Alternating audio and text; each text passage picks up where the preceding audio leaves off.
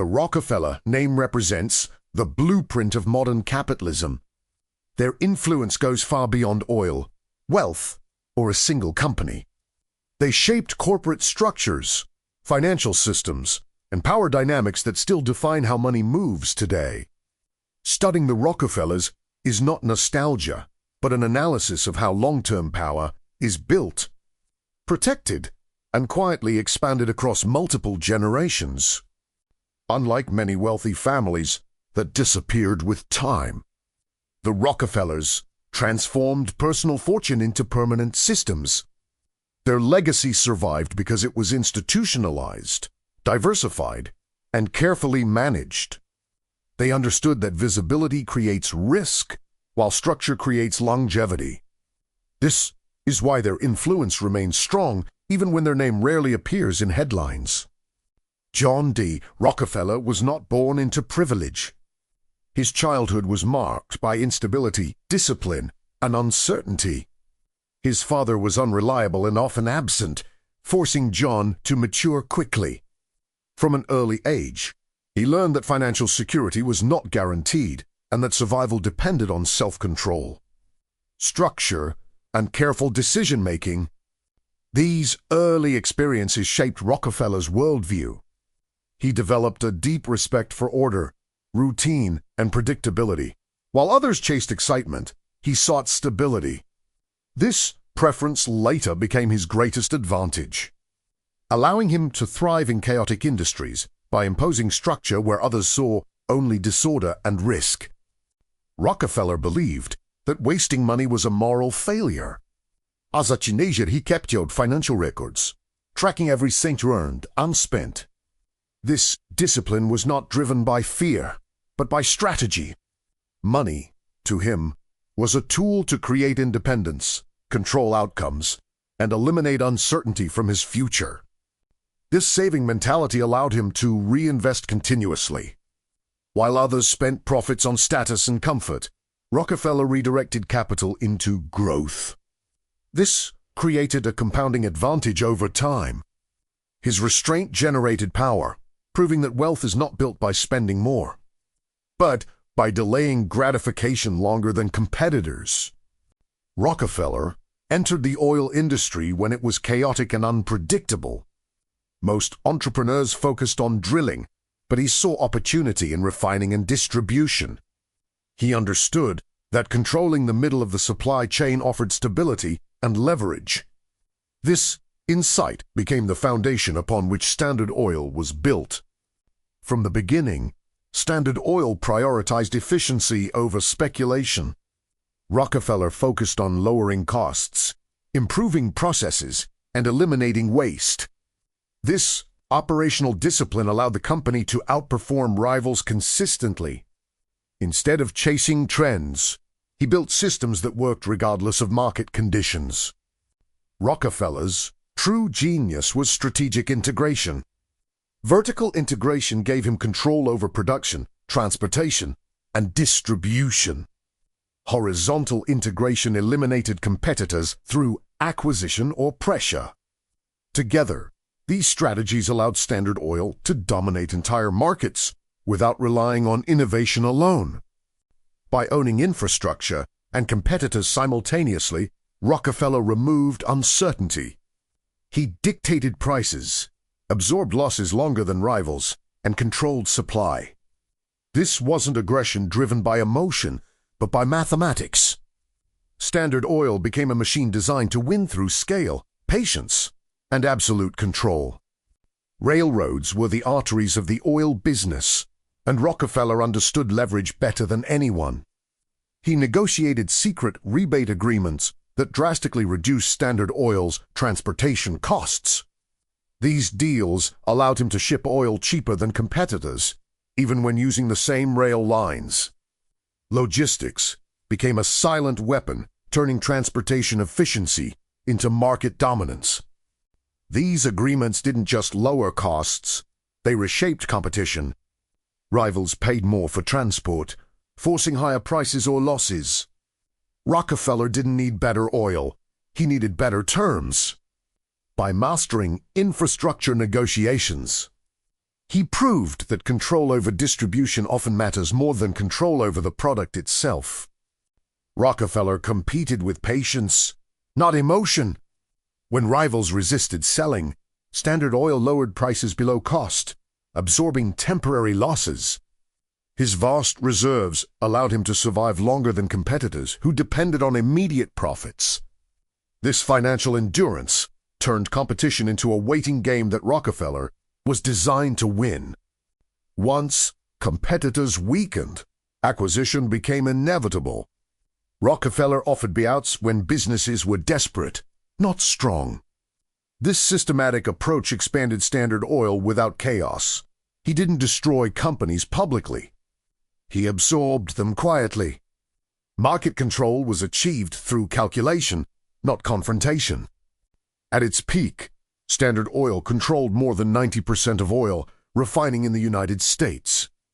No private company had ever reached such dominance legally. Rockefeller centralized production, pricing, and distribution, effectively becoming the gatekeeper of an entire industry that powered the modern economy. This monopoly generated immense profits and stability, but also fear. While efficiency improved, power became dangerously concentrated. Standard Oil was no longer just a company. It was an economic force capable of influencing markets, governments, and public opinion, triggering growing resistance across the nation. John D. Rockefeller is widely considered the richest individual of the modern era. Adjusted for inflation and economic impact, his fortune would exceed $400 billion today. This wealth was not idle cash, but ownership of assets that produced continuous income and expanding influence. His fortune represented control, not consumption. Rockefeller understood that ownership of productive systems creates lasting wealth. While salaries end and businesses fail, assets endure. His financial structure ensured that money worked relentlessly, reinforcing the principle that true wealth multiplies when it is never truly spent. Standard Oil's expansion was supported by political influence and lobbying. Rockefeller understood that large-scale business could not survive without navigating government power.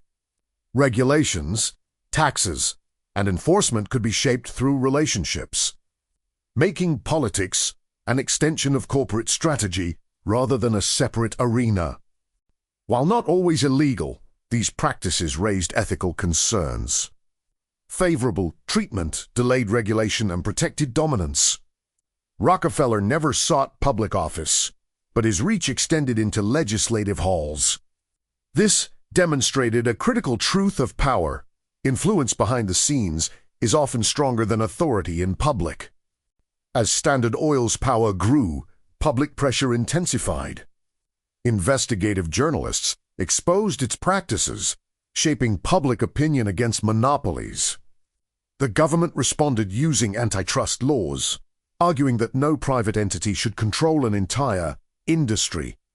In 1911, the Supreme Court ruled that Standard Oil must be dismantled, marking a historic moment in corporate regulation. The ruling shocked the business world. Standard Oil was not failing financially, but politically. This distinction is crucial. The company was broken not because it was inefficient, but because it was too effective. Its success exposed the danger of unchecked corporate power within a democratic system. The breakup of Standard Oil resulted in more than 30 independent companies. Rockefeller retained ownership stakes in all of them. What appeared to be a loss quickly became a multiplication of assets. Each company now operated freely, increasing efficiency and value without centralized restriction. As these companies grew independently, their combined market values surpassed the original monopoly. Rockefeller's wealth increased dramatically without violating the law. This moment redefined strategic resilience, proving that ownership structure matters more than control.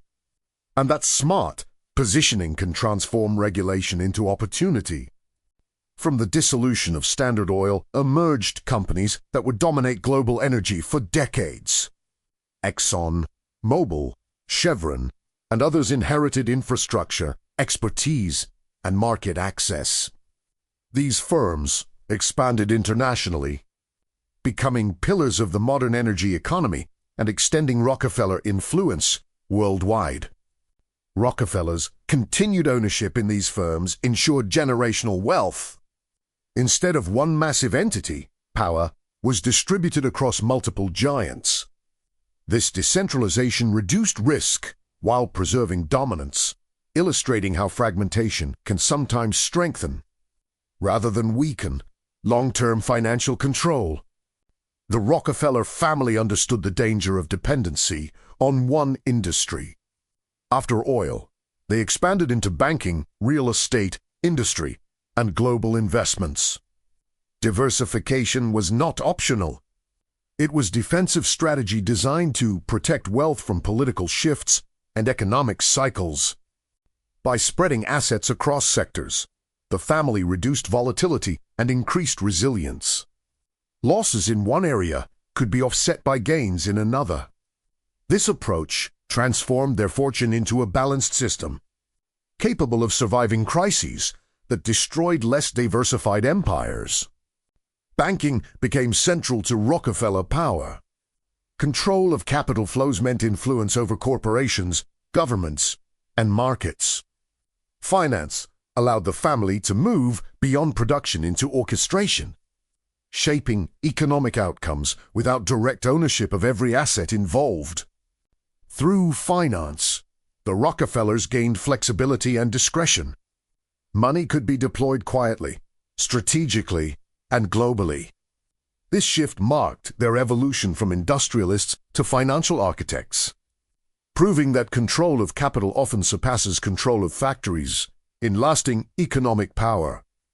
Wall Street became a critical extension of Rockefeller power by aligning with major financial institutions and investment banks. The family influenced corporate decisions without direct ownership. Capital allocation replaced management as their main tool. This allowed them to shape industries from behind the scenes, guiding growth, mergers, and failures with strategic precision. This financial positioning offered efficiency and anonymity. Instead of operating companies publicly, the Rockefellers influenced outcomes through funding and credit. Wall Street gave them leverage without exposure, proving that indirect power, when properly structured, can outperform visible authority in both scale and longevity. The Rockefeller family maintained deep political influence without constant public presence. Several members held government positions, while others advised policymakers. Their involvement shaped economic policy, foreign relations, and regulatory frameworks, ensuring alignment between political decisions and long-term financial interests. This dual presence in business and politics created stability. Rather than reacting to policy, the Rockefellers helped design it. Their approach demonstrates how lasting power is achieved not by controlling elections, but by embedding influence into institutions that outlive individual administrations. David Rockefeller transformed the family legacy into global financial influence. As leader of Chase Manhattan Bank, he expanded international banking relationships during a period of rapid globalization. His network connected governments, corporations, and financial institutions, positioning the Rockefellers at the center of global capital flows. He believed diplomacy and finance were inseparable.